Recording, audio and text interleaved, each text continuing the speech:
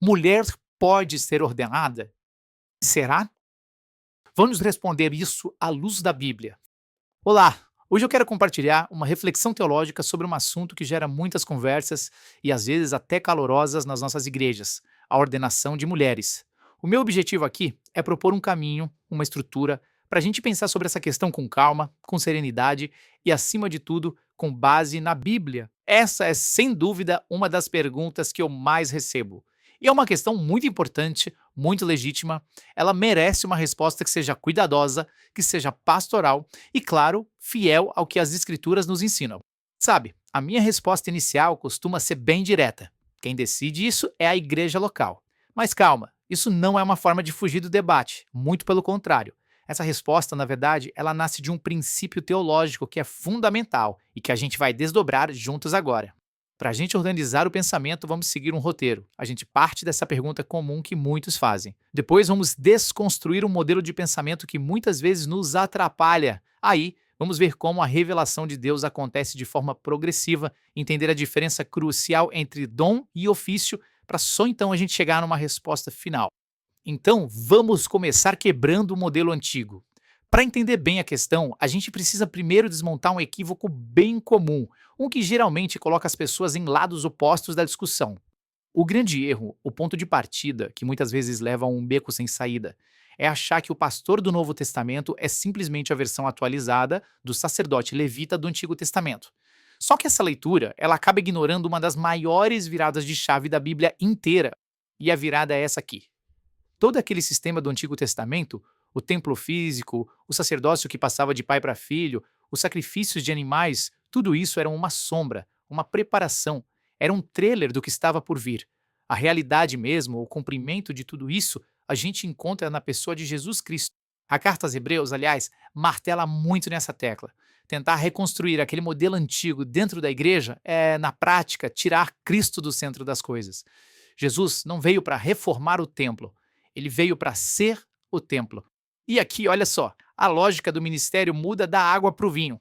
A igreja do Novo Testamento não é um lugar com uma classe especial de sacerdotes. Não, ela é um povo de sacerdotes, onde cada pessoa que crê é habitada pelo Espírito Santo. É uma comunidade que se junta nas casas, unida pela fé e não por regras de pureza ritual. Isso já nos joga direto para o nosso segundo ponto, o princípio da revelação progressiva. Uma ideia que a gente vê do começo ao fim da Bíblia é o seguinte: Deus se revela na história, dentro da cultura das pessoas. Ele não chega e impõe tudo de uma vez. Ele planta sementes de transformação que vão germinando, crescendo ao longo da história bíblica, sempre apontando para uma realidade mais completa. E isso aqui ilustra muito bem esse padrão. Pensa na poligamia ou na escravidão. A Bíblia começa regulando essas práticas, que eram parte da cultura da época. Mas, aos poucos, ela vai empurrando o povo de Deus de volta para o ideal da criação, um ideal que só se realiza plenamente em Cristo. E a gente vê exatamente esse mesmo movimento progressivo quando o assunto é o papel da mulher. Mesmo numa cultura super patriarcal, Deus levanta mulheres como Débora e Uda. Depois, Jesus chega e eleva o status das mulheres de um jeito radical no seu ministério. E na igreja primitiva, então? Elas são vistas como parceiras essenciais na missão. Tudo isso culmina naquela declaração incrível de que, em Cristo, não existe mais distinção de valor entre homem e mulher. E aqui tem um detalhe histórico que é muito, muito importante. A exclusão de mulheres do sacerdócio no Antigo Testamento estava muito ligada às leis de pureza ritual da época, principalmente as que envolviam sangue. Não era uma declaração de que a mulher era espiritualmente inferior ou menos capaz. Era parte da lógica de um sistema temporário, que foi completamente transformado por Jesus. Ok, isso nos traz para o coração do argumento. A ideia central que, para mim, ilumina toda essa conversa. É a distinção fundamental entre o que é dom e o que é ofício. Primeiro, vamos falar do dom. O dom de ensinar, de liderar, de pastorear. Isso é uma capacitação que vem direto do Espírito Santo. É uma ação soberana de Deus. Ninguém consegue produzir um dom por conta própria. O dom é recebido, é um presente.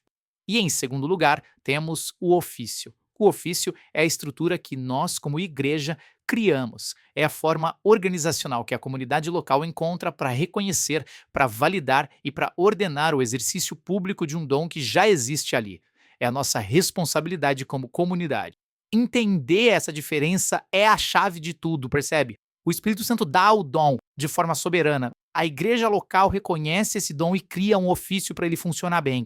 Então veja, a ordenação não cria um ministro. A ordenação é o reconhecimento público de um dom que Deus já deu. Confundir essas duas coisas, o que é de Deus e o que é nosso, é a fonte de quase todos os problemas nesse debate. Com essa estrutura toda montada, a gente pode finalmente voltar para a pergunta original. E a resposta, como vamos ver, precisa ser dividida em duas partes.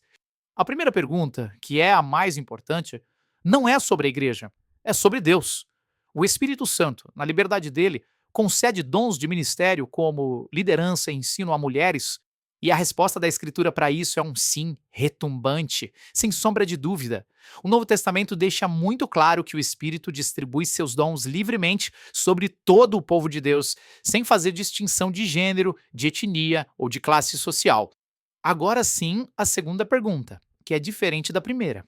A questão aqui não é mais sobre o que o Espírito faz, mas sobre o que a igreja faz. Uma comunidade local pode, então, ordenar uma mulher para um ofício de ministério? E aqui a gente fecha o círculo e volta ao começo. A resposta para essa segunda pergunta é: pergunte à igreja local, porque o ofício é responsabilidade da comunidade.